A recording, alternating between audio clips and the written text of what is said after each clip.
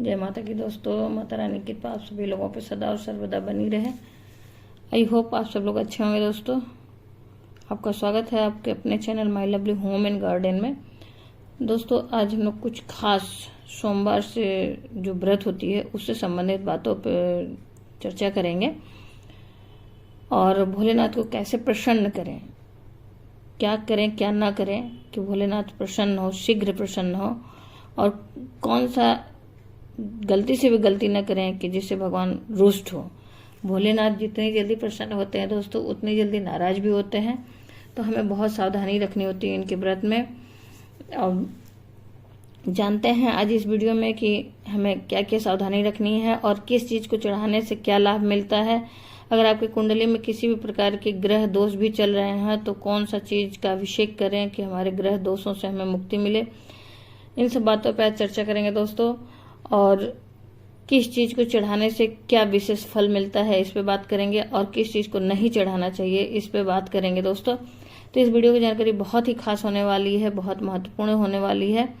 हमारी गलती हमें दरिद्र बना सकती है दोस्तों, और विभिन्न तरह के कष्टों को हम गलती करेंगे तो प्राप्त कर सकते हैं दोस्तों। तो इसलिए कुछ खास चीज़ों को ध्यान रखना होगा।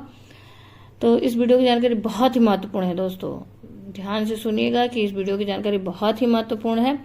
इसलिए आपसे अनुरोध है कि वीडियो को स्किप कर करके न देखें, वीडियो को अंत तक पूरा जरूर देखें, और जानकारी इस वीडियो की अच्छी लगे तो लाइक ज़रूर करें और अपने फ्रेंड्स और फैमिली में शेयर करें, ताकि वो भी कोई गलती से भी गलती न कर दें जिससे उन्हें भगवान को खुश करने के बजाय रुष्ट कर दें। और दोस्तों अभी तक आप मेरे चैनल पर नए हैं तो मेरे चैनल को सब्सक्राइब करें और बेल नोटिफिकेशन जरूर दबाएं, ताकि आने वाली वीडियो की जानकारी आप तक समय से पहुंच सके। तो दोस्तों चलिए हम लोग जानकारी शुरू करते हैं। यदि आप भोलेनाथ की कृपा पाना चाहते हैं दोस्तों तो पारद शिवलिंग की पूजा करें और रुद्राक्ष धारण करें, या फिर बिल्व के जड़ को धारण करें। उसके बाद दोस्तों आपकी कुंडली में किसी भी ग्रह की अगर दशा चल रही है, किसी भी ग्रह से आप परेशान हैं, तो जानते हैं कि 9 ग्रह को शांत करने के लिए क्या हम करें।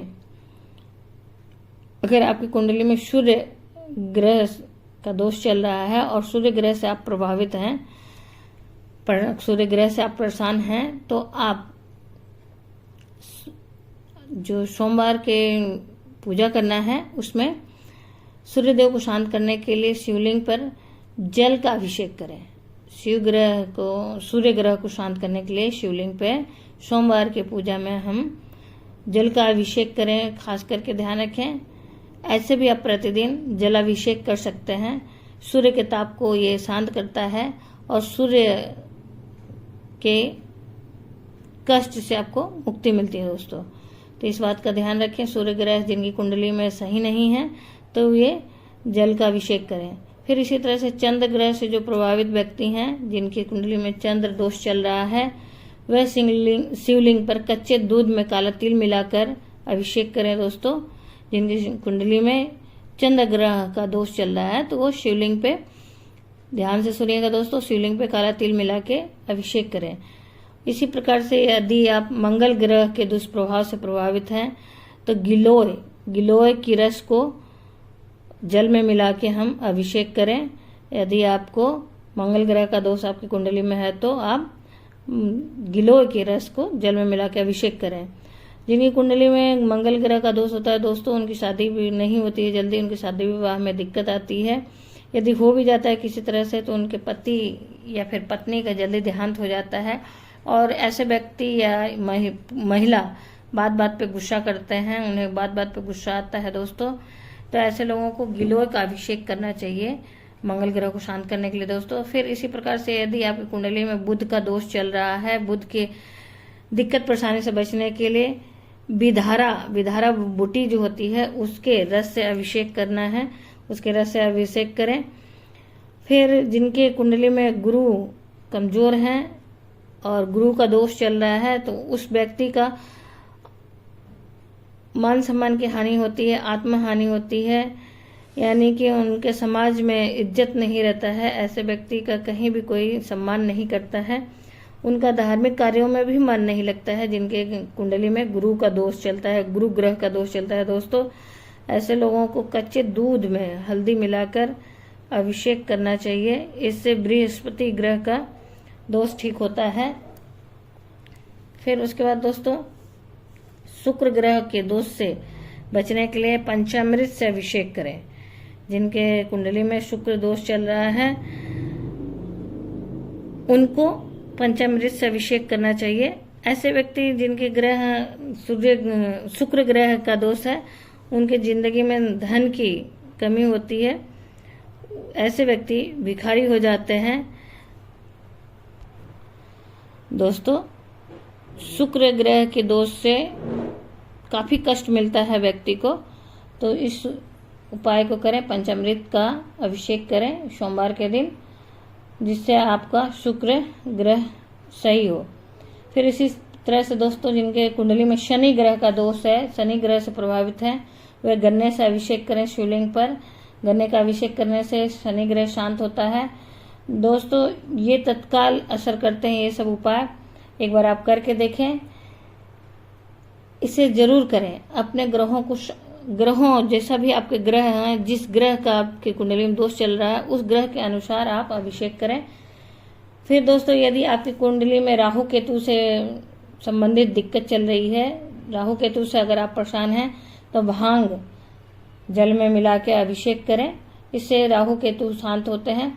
क्योंकि दोस्तों सभी ग्रहों को भगवान शिव ही उत्पन्न किए थे और अपने आशीर्वाद से 9 ग्रह मंडल का निर्माण किए थे। तो सारे ग्रहों को शांत करने के लिए अलग अलग चीजों से अगर हम अभिषेक करते हैं तो हमारे ग्रह शांत होते हैं दोस्तों। ये तो रहा बात दोस्तों कि हम किस चीज का अभिषेक करें तो क्या लाभ होगा।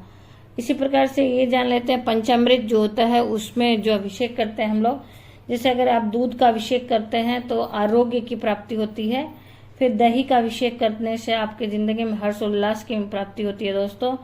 और शहद का अभिषेक करने से आपका सौंदर्य बढ़ता है और वाणी मधुर होती है, समाज में मान सम्मान भी मिलता है दोस्तों। घी का यदि आप अभिषेक करते हैं तो तेज बल बढ़ता है, आपका तेजो यश बढ़ता है दोस्तों। फिर शक्कर का अभिषेक करने से सुख समृद्धि और यश की प्राप्ति होती है दोस्तों जीवन में। इस प्रकार से इत्र, अगर इत्र का अभिषेक कर रहे हैं, इत्र को जल में डाल के अभिषेक कर रहे हैं तो आपके जीवन में आरोग्यता प्राप्त होती है। जो व्यक्ति बार बार बीमार पड़ते हैं उन्हें इत्र का अभिषेक करना चाहिए दोस्तों। ये इन सब बातों का आप ध्यान रखें तो बहुत शीघ्र फल मिलता है। फिर इसी प्रकार से दोस्तों सुगंधित तेल का अगर अभिषेक आप करते हैं, धन धान्य की प्राप्ति होती है सुगंधित तेल के अभिषेक से। फिर दोस्तों चंदन का अभिषेक अगर करते हैं आप तो मान सम्मान समाज में बढ़ता है। केसर का अभिषेक करते हैं तो दाम्पत्य जीवन में सुख की प्राप्ति होती है दोस्तों। विवाह संबंधित अगर दिक्कत है तो उसमें भी लाभ मिलता है। भांग का अभिषेक करने से सभी पापों से मुक्ति मिलती है दोस्तों। धतूरे को चढ़ाने से पुत्र संबंधित दिक्कत जिनकी कुंडली में है उससे लाभ मिलता है, उन्हें पुत्र की प्राप्ति होती है और कुल का नाम वो बालक रोशन करता है, क्योंकि उनपे साक्षात शिव जी का आशीर्वाद होता है। आंवले के रस से अभिषेक करने से दोस्तों अकाल मृत्यु नहीं होती है ऐसे व्यक्ति की। और गन्ने के रस को चढ़ाने से आपसी प्रेम बढ़ता है दोस्तों। गेहूं चढ़ाने से योग्य संतान की प्राप्ति होती है, या फिर जिनके घर में संतान नहीं है उनके यहाँ संतान की प्राप्ति होती है दोस्तों। चावल चढ़ाने से सुख समृद्धि की प्राप्ति होती है दोस्तों। इसे अक्षत भी कहा जाता है, यानी कि कभी न समाप्त होने वाला। तिल चढ़ाने से पापों से मुक्ति मिलती है दोस्तों। ये तो रहा बात कि क्या चढ़ाएं तो क्या लाभ मिलेगा और किस चीज को चढ़ाने से कौन सा ग्रह शांत होता है। फिर उसके बाद दोस्तों आइए अब हम जानते हैं कि सोमवार के व्रत में क्या नहीं करना चाहिए, क्योंकि भगवान जितने शीघ्र प्रसन्न होते हैं तो उतने शीघ्र रुष्ट भी होते हैं, क्रोधित भी होते हैं। तो हमें ध्यान रखना होगा कि क्या नहीं करें इस व्रत में। गेहूं, सूजी और आटे का सेवन नहीं करना है। इसी प्रकार से मिर्च, मसाले, तली भुनी चीजों का भी सेवन इस व्रत में नहीं करना चाहिए दोस्तों। और नमक का भी सेवन नहीं करना चाहिए। उसी प्रकार से मांस, मदिरा, बैगन, हरे पत्तेदार सब्जियों का भी सेवन इस व्रत में नहीं करना चाहिए। जितना सात्विक आप भोजन कर सकते हैं उतना सात्विक करें, या तो फलाहार रहें, अति उत्तम होगा दोस्तों। फिर इसी प्रकार से भगवान की किस समय पूजा करने से क्या लाभ मिलता है ये भी जानते हैं। भगवान के कौन से समय पूजा करना चाहिए उससे हमें विशेष लाभ मिले।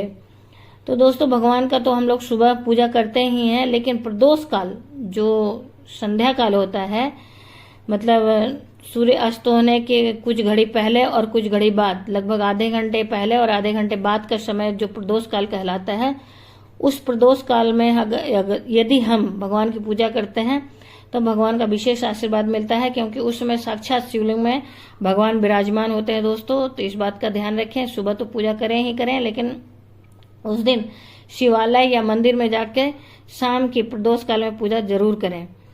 उससे आपको अति शीघ्र लाभ मिलेगा, अति शीघ्र आपकी मनोकामना पूर्ण होगी दोस्तों। और अगर त्रयोदशी है तो और सर्वश्रेष्ठ है, त्रयोदशी का भी व्रत आप कर सकते हैं, बहुत ही उत्तम होता है। फिर इसी प्रकार से बात आती है दोस्तों कि क्या मासिक धर्म आ रहा है तो हम पूजा कर सकते हैं कि नहीं कर सकते हैं। बिल्कुल दोस्तों, आप व्रत तो धारण कर सकते हैं, व्रत को खंडित नहीं किया जाता है, लेकिन पूजा नहीं कर सकते। पूजा आप मानसिक करेंगे। जो महिलाएं मासिक धर्म में हैं तो वो मानसिक, जैसे मन से सिर्फ सारी चीजों को अर्पित करें, मन से सिर्फ पूजा करें, शिवलिंग को या फिर भगवान की मूर्ति को न छुए, वो दूर से मन में कामना करके सारे पूजा को करे। उस दिन व्रत धारण करे, लेकिन व्रत धारण कर सकते हैं। फिर उसके बाद दोस्तों शिवलिंग पर धतूरे को चढ़ाने से भगवान विशेष रूप से प्रसन्न होते हैं। आंकड़े के पुष्प को चढ़ाने से हजारों पुष्पों के बराबर होता है एक आंकड़े का पुष्प, इतना फलदायी होता है। फिर इस प्रकार से दोस्तों आप भगवान को प्रसन्न करने के लिए बिल्वपत्र आदि चीजों को चढ़ा सकते हैं जो उनके प्रिय वस्तु है। फिर दोस्तों एक बात का और ध्यान रखना है कि आप अभिषेक की जो भी वस्तु आप चढ़ा रहे हो, जिस भी चीज से आप अभिषेक कर रहे हो, उसे बहुत ही धीरे धीरे चढ़ाना चाहिए, जल्दी फास्ट नहीं चढ़ाना चाहिए। मंत्रों का उच्चारण करते हुए बहुत ही आहिस्ता आहिस्ता चढ़ाना चाहिए। आप देखते भी होंगे कि कभी भी अगर रुद्राभिषेक होता है तो श्रृंगी, जिसका छिद्र बहुत छोटा होता है, उससे अभिषेक किया जाता है। या फिर आप ये भी देखते होंगे कि एक जल का पात्र भगवान के ऊपर बांध के लटकाया जाता है, भगवान के अंदर जो बीज का ताप है उसे शांत करने के लिए। तो इसी प्रकार से हमें भी अभिषेक करना है किसी भी चीज से, तो उसका धीरे धीरे उन पे चढ़ा के अभिषेक करना चाहिए। अति शीघ्रता नहीं करनी चाहिए, तेजी से जल या फिर जो भी अभिषेक की सामग्री है नहीं डालना चाहिए भगवान के ऊपर, इससे भगवान क्रोधित होते हैं। तो इस बात का भी ध्यान रखें। फिर दोस्तों एक बात का और विशेष ध्यान रखें कि हमें कोई भी फल या भोग प्रसाद जो जलधारी होती है शिवलिंग के ऊपर या शिवलिंग के आसपास न चढ़ाएं। उसे पास में छुआ के पास में नीचे किसी पात्र में या फिर किसी दोने में आप नीचे बगल में चढ़ाएं। शिवलिंग के जो जलधारी होती है उस पे या शिवलिंग पे न चढ़ाएं। भोग प्रसाद चढ़ाने वाली वस्तुओं को ही चढ़ाएं। धतूरे का जो फल होता है उसे भी शिवलिंग पे न चढ़ाएं। किसी भी फल को भी शिवलिंग पे न चढ़ाएं। छू के उसे शिवलिंग से टच करा के छुआ के नीचे अलग किसी पात्र में रख के चढ़ाएं, भोग लगाएं। ये तो रहा दोस्तों कि हमें कैसे करना चाहिए। और एक बात और, शिवलिंग पे गलती से भी सिंदूर न चढ़ाएं, कुमकुम और सिंदूर न चढ़ाएं। हल्दी, कुमकुम और सिंदूर को नहीं चढ़ाना चाहिए। इन सब चीजों को महिलाओं से संबंधित चीजें मानी जाती हैं। शिवलिंग पुरुष संबंधित है, तो इसे हम जो कुमकुम है, जो जलधारी है, जो माता गौरी या माता पार्वती का हस्तकमल जो होता है उस पे कुमकुम लगाएं। सिंदूर नहीं लगाया जाता है, कुमकुम लगाएं। और अशोक सुंदरी माता जो है, शिवलिंग के जलधारी के जो सामने वाला हिस्सा होता है वहां अशोक सुंदरी जी का स्थान होता है, तो उस पे भी कुमकुम आप लगा सकते हैं। भगवान को अष्टगंध से श्रृंगार करें। आप गुलाल, अबीर, चंदन इन सब चीज़ों को अर्पित करके श्रृंगार कर सकते हैं, लेकिन गलती से भी कुमकुम या सिंदूर नहीं लगाएं। आप गौरी जी को लगा रहे हैं या गणेश जी को लगा रहे हैं तो जहां अलग से मूर्ति रखी हुई है वहीं पे पीले वाले सिंदूर ले जाके अर्पित करें, लगाएं। और शिवलिंग के आसपास में जो इस तरह से मूर्तियां रखी हैं वहां पे न लगाएं, या फिर जहां मूर्ति नहीं है वहां पे सिंदूर न ले जाएं मंदिर में। ये तो रहा दोस्तों कि हमें क्या चढ़ाना चाहिए क्या नहीं चढ़ाना चाहिए। फिर एक खास चीज का और ध्यान रखना है हमें कि भगवान के भोग या फिर भगवान के ऊपर कभी भी तुलसी के पत्र का भी नहीं, तुलसी पत्र को भी नहीं चढ़ाना चाहिए। तुलसी पत्र को चढ़ाने से आपको झूठे प्रेम का मतलब कष्ट भोगना पड़ता है, झूठे प्रेम प्रसंग में आप फंस सकते हैं। इसी प्रकार दोस्तों केतकी के पुष्प को भी नहीं चढ़ाना चाहिए, केतकी को भी श्राप मिला हुआ है भगवान का। केतकी के पुष्प को आप चढ़ाते हैं, केतकी के पुष्प को चढ़ाते हैं तो आपके मान सम्मान में हानि होती है। दोस्तों गलती से भी इन सब चीजों को न चढ़ाएं, वरना आपको भगवान के कोप का भाजन बनना पड़ सकता है। इसी प्रकार दोस्तों शंख से भी अभिषेक नहीं करना चाहिए, इसका भी ध्यान रखें, वरना पति पत्नी का संबंध विच्छेद हो सकता है, यानी कि तलाक हो जाता है। शिवलिंग पर आप नारियल का पानी भी न चढ़ाएं, शिवलिंग पे कभी भी नारियल का पानी नहीं चढ़ाया जाता है।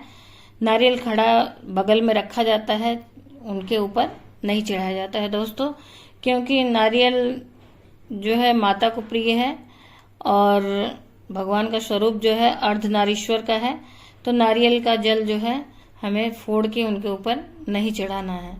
इन सब बातों का ध्यान रखें। आशा करते हैं दोस्तों कि वीडियो की जानकारी आपको उपयोगी लगी होगी, और जानकारी अच्छी लगी है तो लाइक करें दोस्तों, क्योंकि आपके लाइक से ही और आपके कमेंट से ही हम लोगों को साहस और हिम्मत मिलती है, ताकि हम लोग और अच्छी जानकारियां आप तक पहुंचा सकें और नई जानकारियों को लेके आ सके दोस्तों। धन्यवाद दोस्तों। अभी तक आप मेरे चैनल पर नए हैं दोस्तों तो मेरे चैनल को सब्सक्राइब करें और बेल नोटिफिकेशन जरूर दबाएं, आने वाली वीडियो की जानकारी आप तक समय से पहुंच सके दोस्तों। और अपने फ्रेंड्स और फैमिली में ज़्यादा से ज़्यादा शेयर करें, ताकि वो भी इन सब गलतियों को न करें। धन्यवाद दोस्तों। जय माता की दोस्तों। फिर मिलते हैं एक नई जानकारी के साथ एक नई वीडियो में। माता रानी की कृपा आप सभी लोगों पर सदा और सर्वदा बनी रहे दोस्तों।